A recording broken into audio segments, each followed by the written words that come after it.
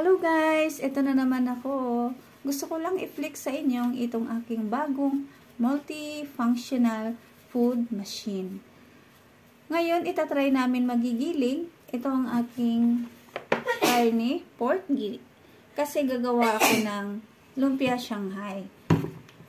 Minsan kasi guys, magbumili ka ng giniling sa market, hindi magandang pagkagiling, malalaki. Kaya hindi siya maganda gawing lumpia Shanghai. Kaya, dati talaga meron akong panggiling. Ako talaga nagigiling ng aming gagawing lumpia or embutido.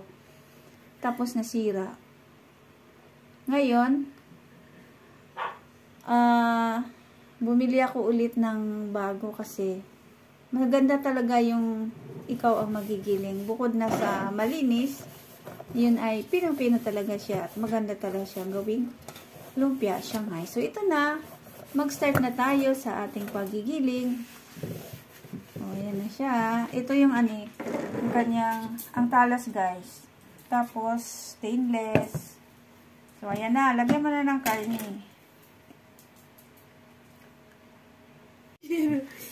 Ito na guys. Sasampulan na natin. Ayan ang karne na malaliit na hiwa.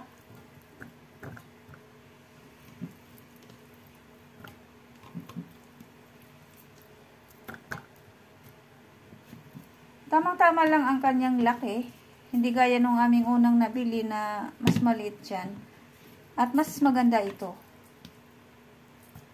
Pero, mas mahal naman siya. Siyempre, pag mas maganda, matik na yun, mas mahal. O diba, ganun guys. Kaya ito na, start na natin ang paggigiling para gagawa naman ako ng lumpia Shanghai. So, ayan na siya guys. Takpan na. So, ayan na.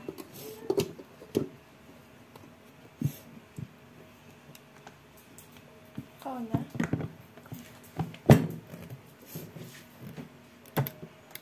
Iyon ko na. Ano na? Ano pa yun? Hindi na ka Nakawala ito saksak. Wait lang ha. So, ayan na guys.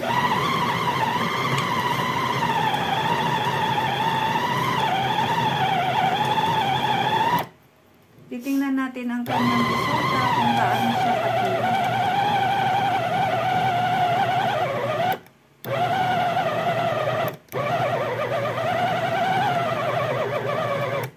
Ito ay first time namin gamitin mula nang siya ay nabili. Pino na ito. Pinacheck natin. Check mo.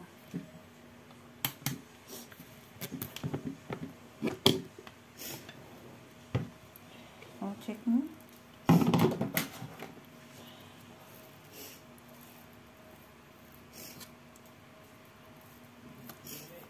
Tingin.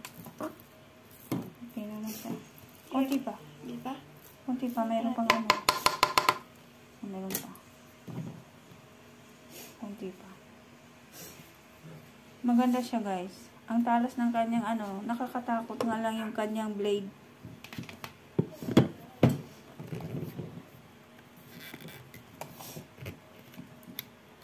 Ay.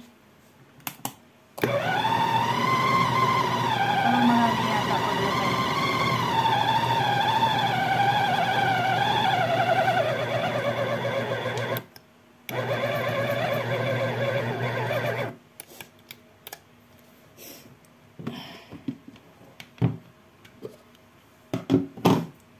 Parang marami ito na lagay mo.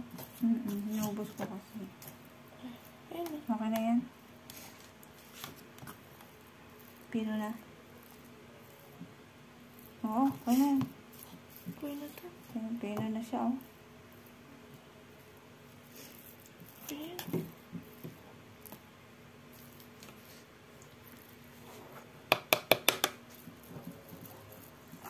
Oh, ito na siya guys. Pino na. Pino na. Ang ganda talaga pag ikaw ang magigiling. Kasi alam mong malinis. Palengke kasi, nahaluan pa ng luma. O, ayan na guys. At isunod ko naman ngayon ang bawang at sibuyas and then ang carrots. So, ito na guys ang aking giniling na karneng baboy para sa aking lumpia Shanghai. O diba ang ganda ng pagkagiling niya? Pinong-pino siya. Hindi kagaya pag bumili ka sa palengke, malalaki ang paggiling, hindi maganda gawing lumpia or embutido. At least pag tayo ang magiling, malinis. O, diba? So, ito na. Titimplahin ko na ito para sa aking lumpia Shanghai. So, ito na guys ang giniling namin. Dito na rin ang carrots, garlic, onions, at saka yung iba pang mga ingredients natin. Ito, paghahaluin ko na sila kasi gagawa na ako ngayon ng lumpia Shanghai. O, diba guys? Pag ganito naman kapino ng ating giniling ay masarap talaga siya. Ito, inayos ko pa pag halo ang ating mga mixture para pantay ang ating lasa. Ayan. So, ayan.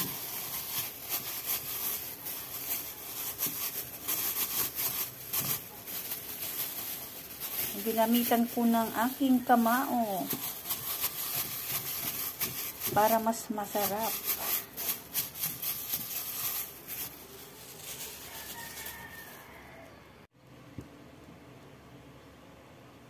Ito na ang aking lumpia Shanghai.